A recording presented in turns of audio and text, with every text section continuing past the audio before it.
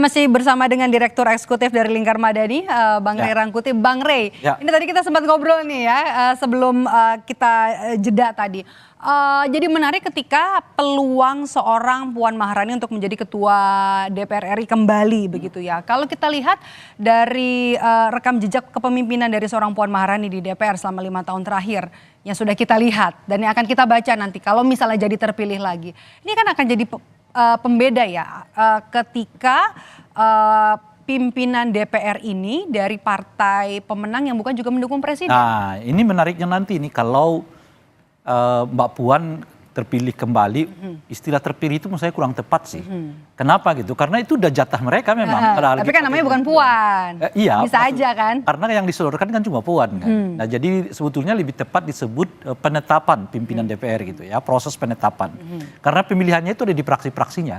Jadi bukan di unsur pimpinannya gitu. Jadi kalau Mbak Puan kembali lagi memimpin DPR ini, kita akan melihat dua wajah Mbak Puan yang berbeda gitu.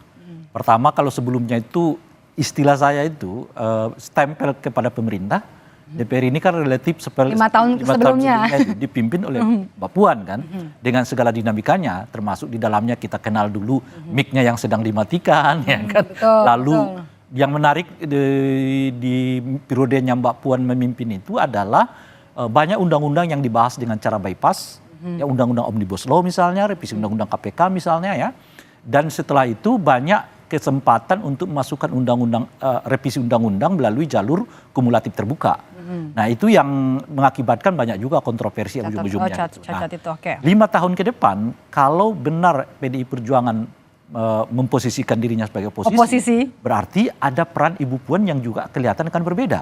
Kalau kemarin kontra dengan partai yang kontra dengan pemerintah, mereka kan tidak mendapat unsur pimpinan kan. PKS misalnya kan tidak mendapat unsur pimpinan kan gitu ya. Kemudian juga Demokrat juga tidak mendapat unsur pimpinan kan.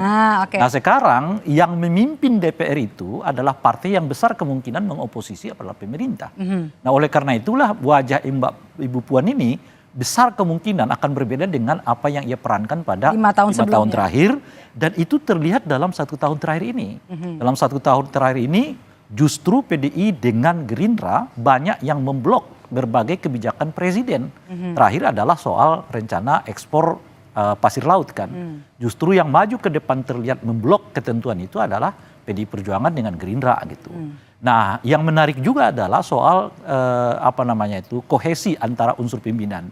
Karena kita dengar misalnya Gerindra tetap mengajukan Pak Dasko ya sebagai calon unsur pimpinan dari DPR gitu.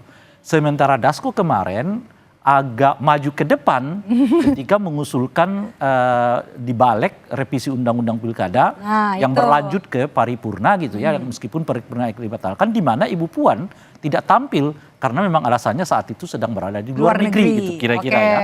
Nah artinya apa? Ada sejauh apa nanti kohesi dari dua tokoh ini? Ini menarik nih sebenarnya karena mereka pernah bekerja sama, di mana kelihatan kerjasamanya di ujung-ujung kekuasaannya ini kadang Pak Dasko yang muncul untuk isu tertentu, sementara Ibu Puan kelihatan di belakang untuk isu tertentu dan seterusnya.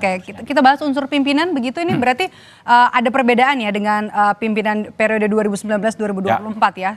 Nah sekarang ini kan kalau sebelumnya itu kan Gerindra yang nomor 2 kan. Ya sekarang Golkar. Sekarang Golkar yang nomor. Artinya kalau Mbak Puan sedang tidak ada, yang memimpin sidang itu adalah Golkar, gitu. Kecuali Golkar juga ada yang nggak ada ya berarti mimpin sidang adalah Gerindra gitu kan. Nah kalau itu satu. Nah yang kedua kalau Nasdem masuk atau tidak masuk itu juga menentukan karena mereka mendapatkan unsur pimpinan di DPR. Jadi kalau mereka misalnya akhirnya tidak gabung dengan koalisi berarti setidaknya ada 2 di unsur pimpinan itu yang besar kemungkinan beroposisi terhadap presiden gitu ya.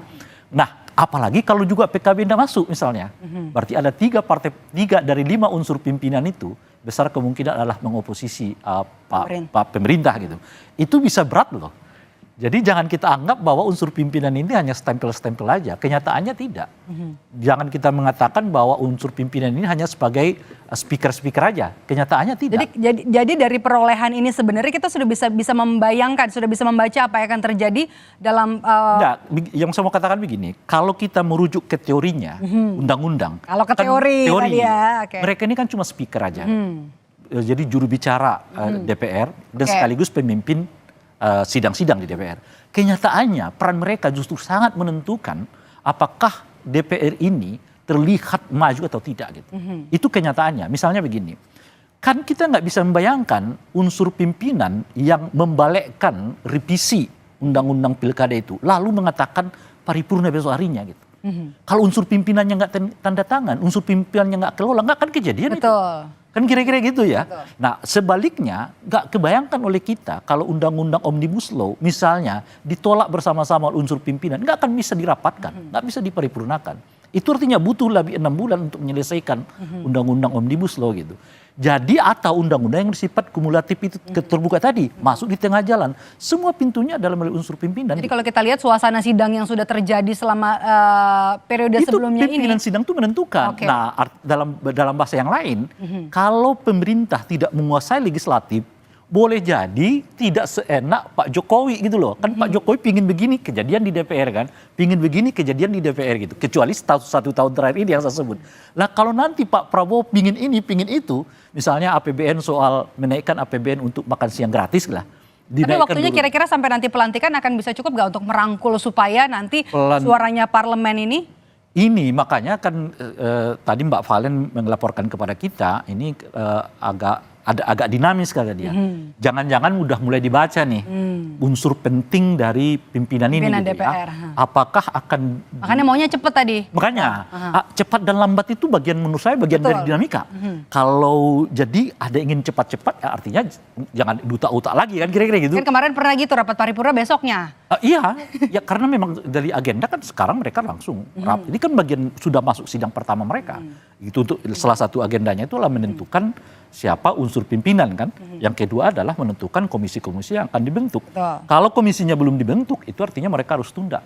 Dan mestinya wajib dibentuk sekarang ini karena mereka harus bekerja. Karena masih ada 1 bulan masa pemerintahan yang sekarang ini yang harus diawasi oleh anggota DPR yang sekarang gitu. Jadi termasuk nanti pembicaraan soal siapa ketua komisi, siapa ketua badan-badan di DPR macam-macam seterusnya itu. Ini 1 sampai nanti malam ini menarik untuk dicermati apa yang terjadi di DPR itu gitu. Tapi yang bisa kita pastikan memang komposisi pimpinan DPR nggak akan berubah karena mereka nggak merubah Undang-Undang MD3. MD3-nya. Oke, baik. Kita tunggu. Nanti yang paling penting adalah yang sudah dilantik apakah kemudian bisa membawa suara rakyat terutama untuk perubahan, terutama untuk pembentukan legislasi. Yang kalau kita lihat banyak nih undang-undang yang disahkannya bikin kita kaget begitu ya. Terutama yang punya kepentingan dengan partai-partai yang memang sepertinya punya sponsorship lah kalau kita katakan ya. Punya kepentingan sendiri untuk bisa langsung membuat undang-undang yang punya kepentingan dari partai-partai. Sementara kan ada banyak sekali yang sebenarnya undang-undang yang masih bisa diharapkan, sementara prosesnya juga cukup lama. Salah satu diantaranya adalah Undang-Undang Perlindungan Terhadap Pekerja Rumah Tangga. Oke, ini masih dibahas, masih jadi PR. Dan juga kalau kita lihat yang ke belakang adalah yang belum selesai dan katanya mau dilanjutkan adalah pansus haji karena masih belum selesai. Oh, iya. Nah itu juga jadi menarik. Sedikit ya menarik. Oke. Kan ada kebijakan di DPR itu untuk take over pembahasan undang-undang.